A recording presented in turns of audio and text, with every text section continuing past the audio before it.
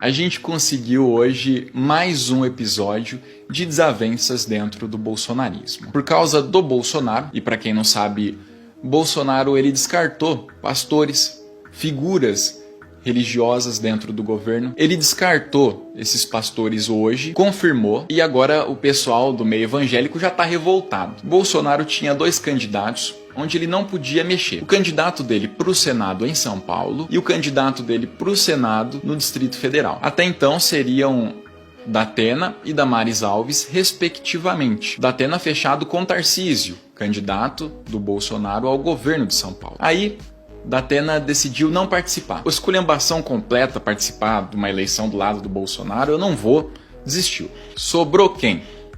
Marco Feliciano.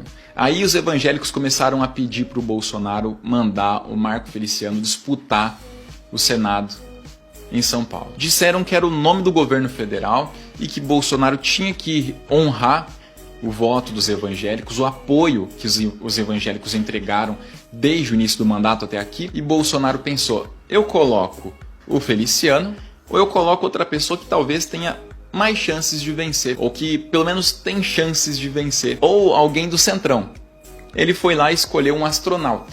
Aí você pensa, aquele grupo de evangélicos, que são um grupo de evangélicos fanáticos, a gente tem que distinguir aqui, que é evangélico e o evangélico que apoia Bolsonaro. Você tem esse grupo de evangélicos pedindo a indicação, pelo menos, do Feliciano para disputar o Senado por São Paulo, e Bolsonaro não só não coloca o Feliciano, como ele coloca no lugar um cientista, um astronauta. A maioria ali deve pensar que a Terra é plana. Ele vai lá e coloca um astronauta, uma pessoa ligada à ciência, para disputar o Senado. Pior que isso, lembra que a Damares foi escanteada? Ela ia disputar o Senado pelo Distrito Federal contra a própria vontade. Ela não queria disputar, Bolsonaro numa reunião conversou com ela, pediu que disputasse, em seguida ela negou que disputaria, a imprensa divulgou que ela não disputaria, teve outra reunião com o Bolsonaro, aí o Bolsonaro nem esperou ela falar com a imprensa, já atravessou e falou, ela vai disputar, ela tá dentro. É isso aí, a Damares é a nossa candidata. Essa humilhação toda para depois a Flávia Arruda passar ela. E quando a Damares pede outro cargo para disputar, Bolsonaro fala, não, esse cargo aí eu não vou deixar você disputar não, a gente já tem nome. Quem é? Quem é o nome do governo para o cargo da pastora Damares Alves? Olha, Bolsonaro privilegia ex-governador do Distrito Federal preso por corrupção e manda Damares sair da disputa ao Senado. É pior ainda do que a gente achava. É pior ainda. E essa humilhação toda ela vai continuar até o fim do mandato. O Bolsonaro iludiu uma galera. Ele conseguiu hipnotizar uma turma. E essa turma vai ficar hipnotizada mesmo até o fim do mandato do Bolsonaro. Eu queria entender dos evangélicos que apoiam Bolsonaro, como é que é possível continuar apoiando Bolsonaro se o único candidato que vocês queriam colocar um nome específico, né, do Feliciano, pastor para o Senado por São Paulo, já foi substituído por um cientista e outro nome de pastora para o Senado pelo Distrito Federal que Bolsonaro obrigou a disputar. Ele fez outra candidata superar ela, fez ela desistir e outro cargo que ela pediu ele mandou para um ex-governador preso por corrupção. A melhor parte disso, e eu acho que é a parte boa, é a gente, no final das contas, por mais que tudo seja um grande absurdo, no final das contas a gente pensa, essa turma que está com o Bolsonaro, eles estão, pelo menos, sendo punidos pelo próprio Bolsonaro. Quai, seu app de vídeos curtos. Pra cá e vamos seguir em frente. Gente, dentro dessa perspectiva que eu traço aqui com vocês, eu fiz aqui alguns vídeos comentando algumas hipóteses do que poderia acontecer com o Bolsonaro desde há 2 semanas atrás, quando ele fez uma live e anunciou que faria uma reunião com embaixadores. Aí eu publiquei um vídeo no dia seguinte dizendo, inacreditável, isso é crime. Advertindo que se ele fizesse isso mesmo, ele estaria cometendo crime eleitoral, crime de responsabilidade, crime contra a Constituição Federal, crime comum, enfim, um rosário de crimes. E não é que ele foi levando a cabo essa história e fez mesmo essa reunião, porque a gente sempre dá coloco uma interrogação, porque o Bolsonaro ele fala muito, ele é muito bravateiro e acaba não fazendo as coisas, mas nesse caso ele fez. E aí eu fiz uma trilogia com 3 vídeos, trilogia com 3 é ótimo, né? Eu fiz 3 vídeos aqui. Amanhã ele vai acabar com ele, dizendo que se ele fizesse, o desdobramento seria o que está acontecendo agora. Depois eu falei no dia da reunião e depois fiz uma avaliação no dia seguinte. E hoje a gente está tendo mais desdobramentos que confirmam o isolamento do Bolsonaro de uma forma muito radical, gente. Porque percebam, até o momento, nenhuma instituição conestou, assinou junto com o Bolsonaro, nessa encenação fajuta que ele fez contra o sistema eleitoral brasileiro, contra as nossas instituições. Um comportamento de lesa pátria, um comportamento de traição nacional. Foi isso que Bolsonaro fez, é essa interpretação que todas as pessoas que estão se pronunciando estão fazendo agora, em maior ou menor grau, em situação mais grave ou menos grave, mas todas as instituições estão se pronunciando. Os únicos 2 que ainda não se pronunciaram foi o senhor Augusto Aras, da PGR.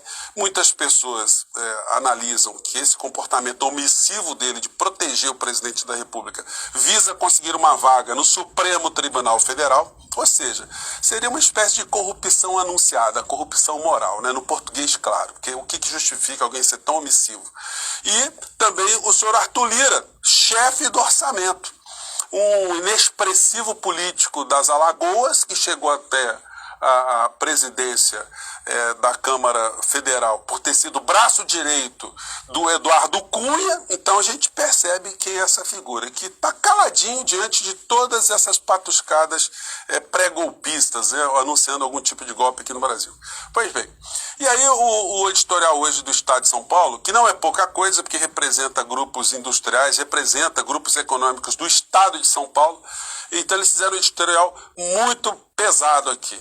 Bolsonaro desonra o Brasil. Novo ataque de Bolsonaro ao sistema eleitoral é gravíssimo. MP, Judiciário, partidos e sociedade precisam mostrar que o Brasil, apesar de Bolsonaro, não é uma republiqueta. Em dado momento, o editorial diz: Jair Bolsonaro ratificou que não tem nenhum limite. Se chegar à conclusão que avacalhar o país perante toda a comunidade internacional pode render-lhe algum benefício, eleitoral, golpista, o que quer que seja, ele o faz sem pestanejar. Não há razão pública ou consideração sobre a imagem do país capaz de detê-lo. Não há nem sequer resquício de vergonha pessoal. Ou seja, eles estão dizendo aqui que o presidente do nosso país é uma pessoa que não tem vergonha na cara. Isso é pouca coisa? Pois bem, então vocês interpretem. E agora vamos aqui a algumas análises aqui desse encontro, né? Tem uma coluna aqui hoje muito interessante que eu estou vendo, é do Ricardo Couto, isso aí. Ele está dizendo o seguinte: está explicado o vexame do Alvorada. Generais montaram o teatro do capitão. Bom, só pode ter sido o Pazuello, o general Heleno, o Braga Neto, que montaram essa patuscada aqui, né? Alguém que era inexpressivo dentro das Forças Armadas, alguém que está se prestando, ou grupos, né, que estão se prestando ali a serem lacaios, office boys, serviçais, capachos de Paulo Guedes na entrega do nosso país, que montaram essa cortina de fumaça. Porque ninguém com o mínimo juízo apoiaria esse tipo de atitude do Bolsonaro, que é uma coisa absolutamente surreal. Ninguém acreditou que ele ia fazer, que ele pudesse fazer esse tipo de situação. As Forças Armadas, minimamente, os comandantes das forças devem ter escutado ali alguns conselhos dentro do meio, né, entre os que estão na ativa, e não foram a esse encontro. Forças Armadas recusaram o convite para a reunião de Bolsonaro com embaixadores. Esse é um negócio patético, né? Ministros militares ali fardados nessa situação. Mesmo Paulo Sérgio Nogueira, que é do Exército e ministro da Defesa, também não falou nada, entrou mudo e saiu calado nessa história. Pois bem, e aí aconteceu um fato muito importante que se soma a outros tantos que se deram aqui no país, em várias instituições se colocando contra esse comportamento do Bolsonaro, inclusive instituições que eram consideradas muito próximas e muito influenciadas pelo bolsonarismo, como a Polícia Federal, procuradores da República, Ministério Público pelo país inteiro, magistrados pelo país inteiro, instituições de cidadania no país inteiro. Então o Bolsonaro está muito isolado. Ninguém disse uma vírgula a favor de Bolsonaro no meio dessa história. Isso não é pouca coisa. Aí o governo americano... Gente, quando a gente fala do governo americano, não é nenhuma subserviência a outra nação. É que nós temos que considerar, assim, de uma forma fria, de uma forma racional, que quando uma nação que detém o maior poder militar, o poder econômico, que controla o Fundo Monetário Internacional, que controla o Banco Mundial, que controla setores importantes da economia do planeta, quando eles se pronunciam, por mais que o presidente atual esteja lá mais desgastado, o presidente dos Estados Unidos, a sua vice, enfim, mas nós estamos lidando com o pensamento do Estado norte-americano e não de um governo. Uai, seu app de vídeos curtos.